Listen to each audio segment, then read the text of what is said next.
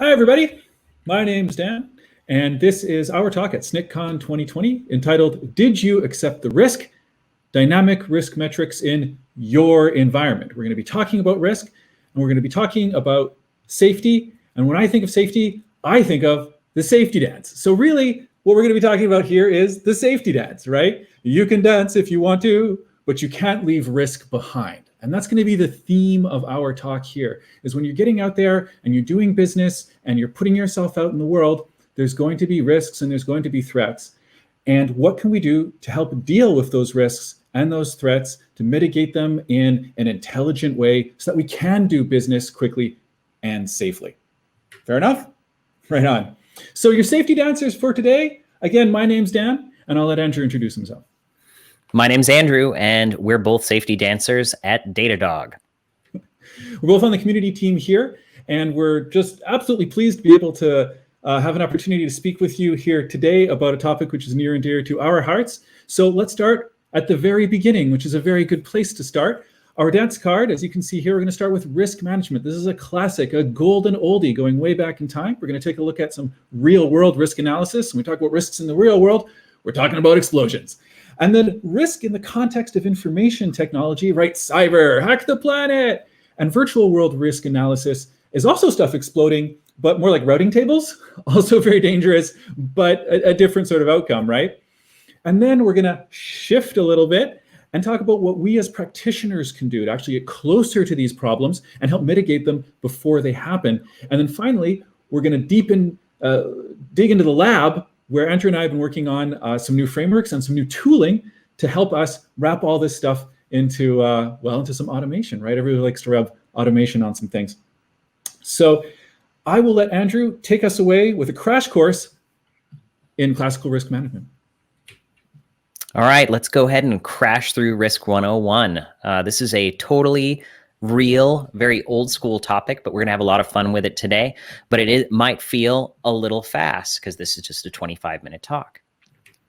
So when we talk about risk, AKA safety science, we start with this very, very classical calculation where we model any individual risk as a scenario, a probability, and a consequence. And I want you to hold on to that. This goes all the way back to these two guys, Kaplan and Garrick, in 1989, who came up with this idea. The original safety dancers, in fact. The original, this idea, what can go wrong? What is the likelihood of that occurring? And just how bad could that specific thing be for the business or the industry or the person? And there's two primary methods that have been sort of battling it out over the years that people use to assess risk. And that's qualitative and quantitative assessment. And while they sound very similar, they're actually quite different in their process. Qualitative reasoning ranks likelihood using a standard scale score. It's very fast, very easy, but it has light data gathering. And because of that light data gathering, it's sometimes criticized for being low precision. On the other side of that, we have quantitative risk assessment. And quantitative risk assessment uses as much data as possible. Think deep statistics to reason about probability and consequences. It's all trade-offs though, right? On the one side, you're gonna gain on time and effort, but you're gonna lose on accuracy, and then the inverse being true. Correct. Which is why, over the years, as our knowledge and tooling has kind of evolved, so is the way we represent risk and also visualize data. On the left here, you see kind of a old school two-dimensional heat map of risk, but that heat map lacks the fidelity added in the three-dimensional graph on the right, which was first proposed by a mathematician known as Avon and his partner Krohn, where they defined this additional dimension of knowledge, which creates a space of unacceptable knowledge or unquantifiable risk for certain types of scenarios. And that's a really, really complicated way of saying that qualitative analysis becomes more and more powerful the more knowledge we apply to something. And that can include quantitative and qualitative data. Now you touched on something there, which is super important, right? Is that there are zones of unknowns. And in classical models, those unknowns are terrible, right? They're very, very difficult to work with. But when we start to look at this as almost like a manifold, right, where we're bending our understanding around the available knowledge, what we know we don't know, we can still calculate.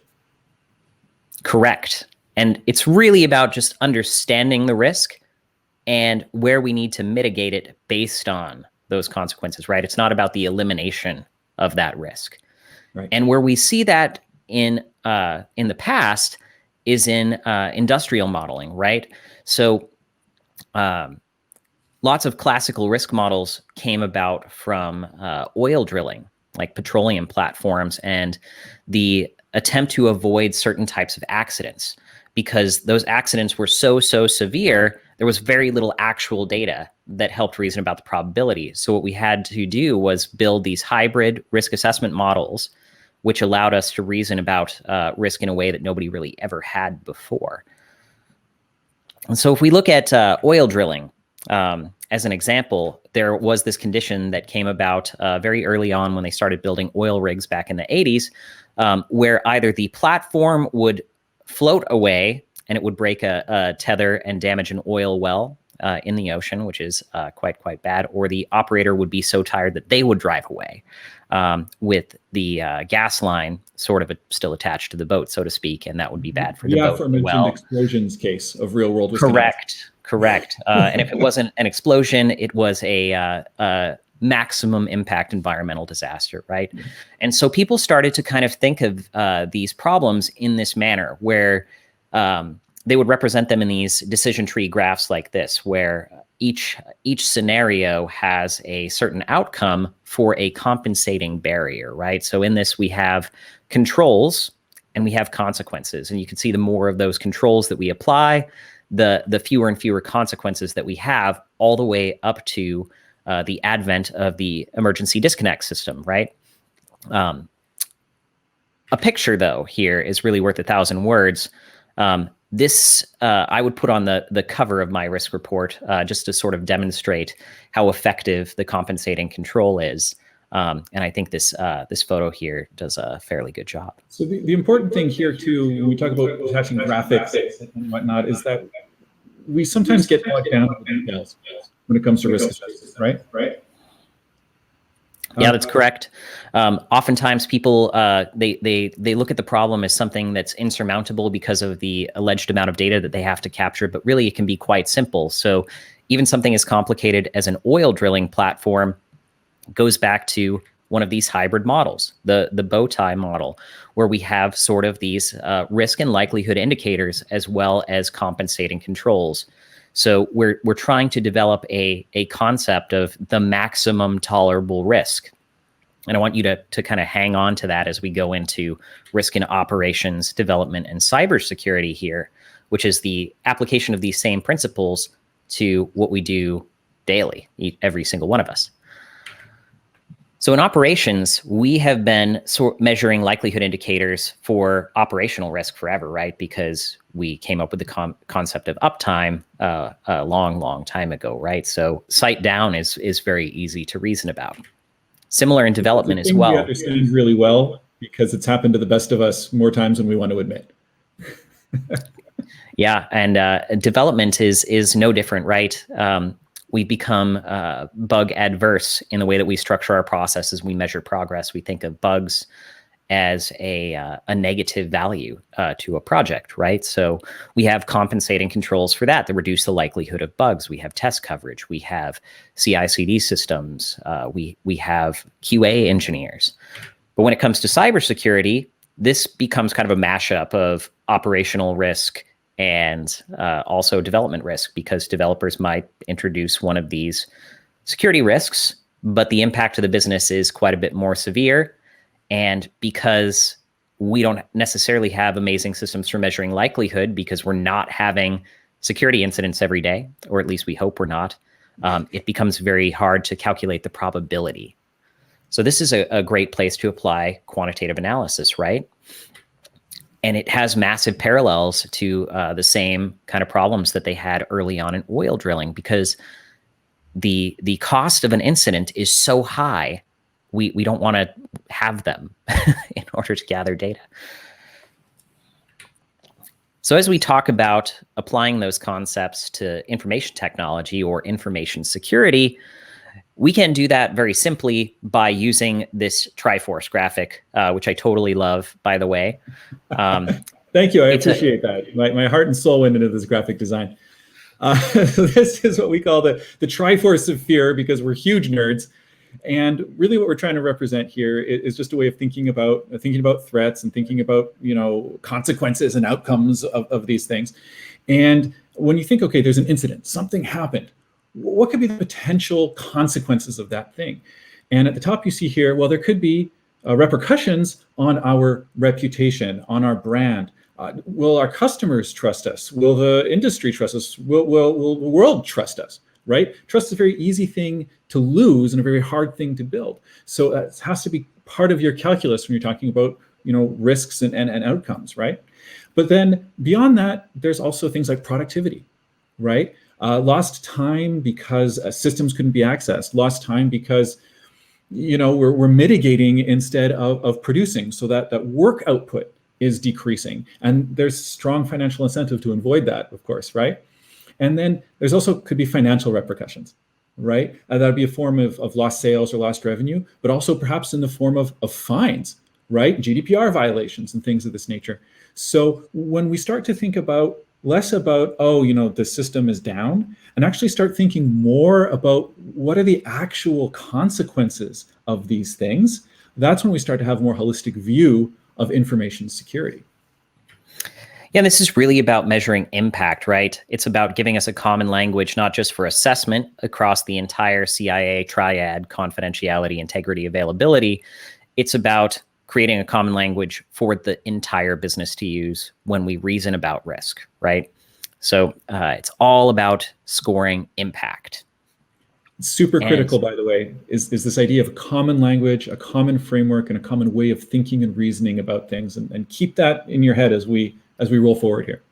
And common math, which is what you're seeing on the screen, is these standard scale scores, right? So all risk frameworks, we've taken this scale score from the Mozilla Rapid Risk Assessment. They all use this point score system to communicate both impact and likelihood, where we're taking these large complex concepts and we're distilling them down into metrics.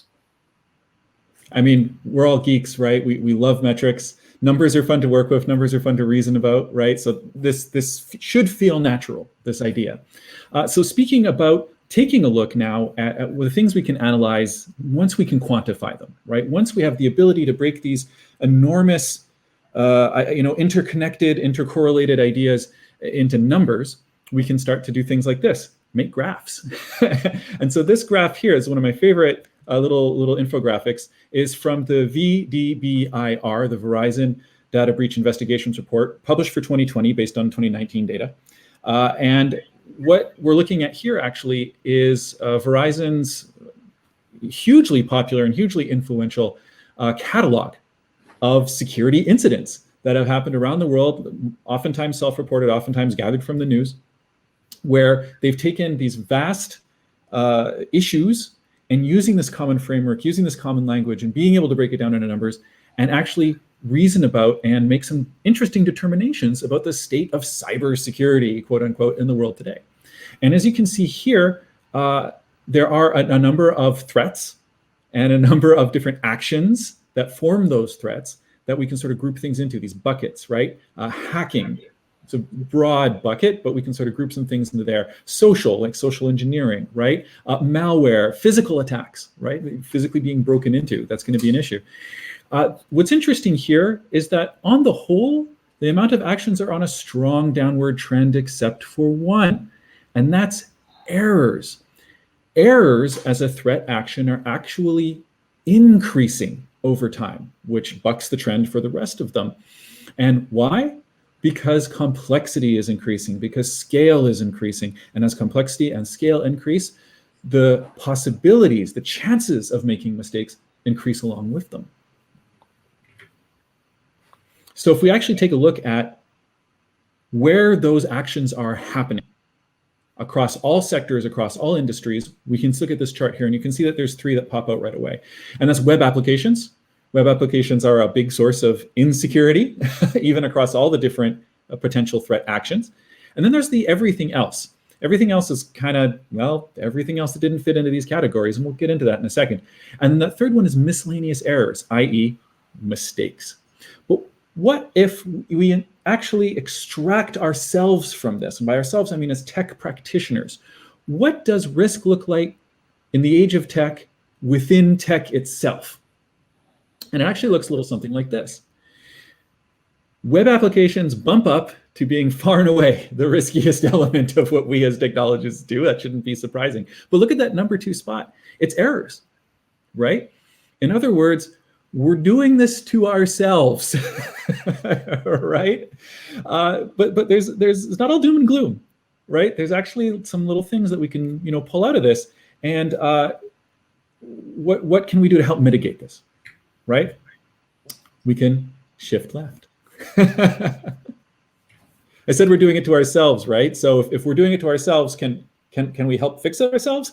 Spoiler alert, the answer is yes, right? So we can see here that when we talk about web applications, we're basically talking about vulnerabilities here. That could be, of course, code that we wrote that's just not very good and it has mistakes in it. That happens. And it could also be things we've imported, like libraries. We have dependencies that themselves have security implications and so on and so forth. And that's going to fall into that category. But then right under that, when we talk about miscellaneous errors, it could be misfires, it's literally sending an email to the wrong person or something, but it really is mostly misconfiguration. And both in the case of vulnerabilities and misconfigurations, there's a silver lining here, right? Is that these are things that we can automate. These are things that we can build tooling around. These are things that we as technologists and practitioners can actually save ourselves from if we do it right. And that's actually what we're going to be getting to a little bit towards the end of this presentation. So where that gets really, really bad, though, those misconfigurations, I'm not saying, nobody should ever make a mistake, is when we don't assess the impact, right? So thinking back to the oil drilling example, we're missing compensating controls when the potential impact is very, very severe or maximum, right?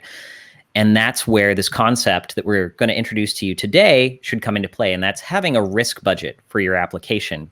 And that risk budget is going to define really how many compensating controls or barriers you need in order to stay safe, right? So we have tools, we have signals, we have all these things that help us with visibility. And then we have the evolution of the application itself over time. Historically, we do a fair job as an industry of assessing risk qualitatively at least once when we're developing an application. Then we sort of turn it out into the world, and that is developed and evolves over time. And if we put a time-based component in to how we measure risk, we get comprehensive visibility into the life of that application or service and its potential impact to the business. And that's really what's new here. So what is your risk budget based on, though? How would you dictate what an acceptable level of risk actually is? I like this idea of risk budgets very much, right? Because we're used to this idea of risk budgets. We are of budgets, right? We've been balancing budgets for a long time. Now we have SLOs and SLAs, right? So it's the same conceptual model, but just applied to risk. But again, what are we going to base it on? We're going to base it on the data in the application, which is just one of the many ways that you could kind of come at this. But I personally find, and so does the Mozilla Rapid Risk Assessment, by the way, that building a data dictionary for the application is an awesome place to start, right? Because the data is really the thing that we as technologists are charged with curating. So let's look at our sample app. And this is a very lightweight representation of how you could mash up some things to sort of provide this qualitative and time-based risk assessment. So on screen, what you're kind of seeing here is you're seeing a Google Docs approach to qualitative risk assessment, and that we borrowed from Mozilla.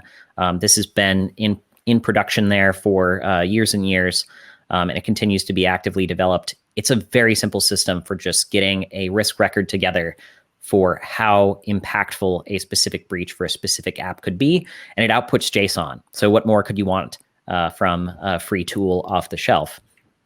And so from there, we, of course, have access to Datadog. So we take that risk record JSON, we put the structured JSON in the platform, and then the platform extracts some of the values and it turns them into those standard point scales, which is very, very cool, right? The important thing here, though, is that, again, we work for Datadog, so that's just what we're had access to. But any sufficiently mature observability platform should be able to ingest this information, structure it for you, and do the sorts of things that we're talking about here. The model is relatively generic. Correct. I've seen people model this in spreadsheets. But if you want that real timiness, an aggregator is really the best way to create this risk heat map, right? But we want to do a little bit better than that static two-dimensional risk heat map. We want the time-based component. And today, we have more tools than we've ever had before in order to measure dynamic risk. The only problem with those is they all output data in very different ways with regard to how they reason about the severity of an incident. And the severity is also going to map back to the data that's classified inside the application itself, right? So for an application that has public data, the relative impact or likelihood is going to be slightly different than an application that stores very sensitive data. So we need to find a way to distill that down. So let's look at an off-the-shelf example. There's a popular open source project called CFN-NAG. For example, it's a CloudFormation linting tool. People run it in CI/CD pipelines. It can block misconfiguration right in CI/CD by just exiting with an error, but there are certain types of findings that we might just like to collect without blocking a deployment so we can move forward. But we want to measure that impact over time because those will pile up and eventually they'll probably give an attacker a foothold to pivot inside of an environment. So one of the ways that we can do that is by taking the output of a tool like this and then using weights in order to score it relative to the risk of an application. So that would look a little bit like this. So let's say that we had this S3 bucket encryption flag output by CFN-NAG, and we map that as a likelihood indicator. So we're not saying that this is going to increase the impact of a breach. We're saying that this misconfiguration could potentially allow an attacker to breach the app. So we're going to give it a weight, 1 point for a warning, 20 points for a critical, and then we are going to put that on our 4-point scale. And we're going to add that to our qualitative risk record, and we're going to average it over time.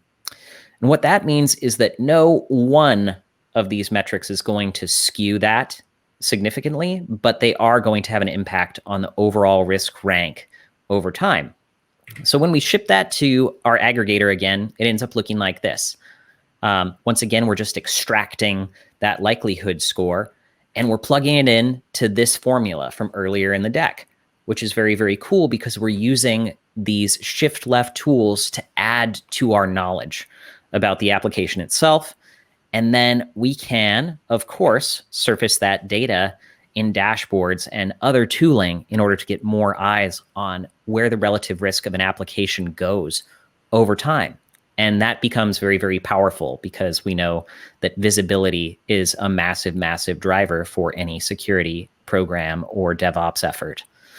And if you're coming from the DevOps world, this shouldn't be in any way unfamiliar to you, right? The whole idea of sharing, the whole idea of culture, of building a culture of sharing, right? This is a way of getting that information in front of as many people as possible, because the more people that you have that are aware of this, the more people you have that can understand the problem from different perspectives. And that's going to lead you to just, minimizing your risk posture, but also just frankly, building better products, building better software. Yeah, and it's really about communication at the end of the day and intentionality, right? So we're seeing kind of the intersection of all these awesome cultural efforts kind of coming together: structured logging, visibility, observability, and that is amazing because it lets us all kind of be security engineers. So in summary, I know it was kind of fast. Yeah, so real quick, the best risk assessments, they're going to be qualitative and they're going to be quantitative. You got to squish them together. The argument is over. All right, done. We solved it. Your environment is already giving you those risk signals. They're already there. You're already collecting them. You just aren't using them right yet. So now we've given you the answer there as well. Think of risk as a tool, right? It's a tool that software development teams and SREs and DevOps and product people can use to help their businesses move quickly, but also move safely. And again, that's powerful. And then finally, it's okay to accept some risk. And it's okay to be able to accept some risk because now we have a way of really quantifying it and reasoning about it, which we weren't able to do before a model such as this. So that's good too, right? 4 extremely solid outcomes in 25 minutes, not bad. Here's a couple of resources as well from the talk, a link to the Mozilla Rapid Risk Assessment process. We actually have the creator of Mozilla Rapid Risk Assessment doing a webinar a little later on. If you're interested in that, definitely follow one of those handles on Twitter and you'll hear about it. And if you think this is cool, please reach out to us via email, and we'd love to chat with you if you think this is interesting. Excellent. So on behalf of Andrew and the entire organization, thanks for watching. And remember, weekend dads, everything's under control. Bye, everybody.